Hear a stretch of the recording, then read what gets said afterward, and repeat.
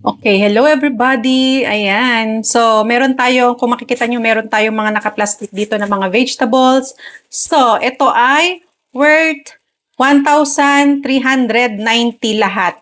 So, iho-haul natin para makita nyo kung ano-ano yung ating mga napamili. Ito ay binili namin sa Kadiwa. Hanggang saan aabot ang inyong 1,390 pesos. Umpisa natin. Itong first bag. Ito ay watermelon. Dito tayo sa isang plastic.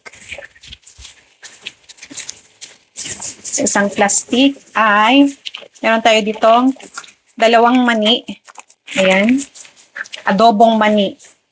Tapos dalawang monggo, asin, rock salt. And meron tayo ditong okra. Tapos meron din tayo ditong bawang. And ang ating talong, yung ibang talong ay niluto ko na kasi nagpaksiw ako kanina. So, niluto ko na kasama yung ibang okra din. Meron din tayo ditong kalamansi. Meron din tayo ditong sibuyas. Ayan. Mix ko, halo na malalaki and maliliit. And meron din tayo ditong kalabasa. So, next bag tayo. Ito.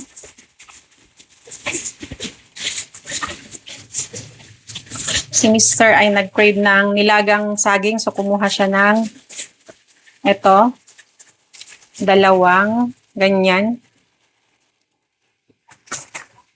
And 3 pirasong suha. Ayan. 1, 2, 3. Next bag. Meron tayo ditong 2 tali ng sitaw. Ayan, 2 tali ng sitaw. 45 ang isa. At meron tayo ditong malaking ampalaya. Ayan. Isa lang ang kinuha ko kasi dalawa lang kami ni Mr. na kakain. So, hahatiin ko to, pang pakbet yung kalahati and pang yung gisang ampalaya, yung kalahati. Kasi masyadong malaki. And last but not the least ay ang ating kamatis. So, mix din ang ginawa ko, yung hinog na and then yung half hinog. Ayan. So, that's it for our video. Our haul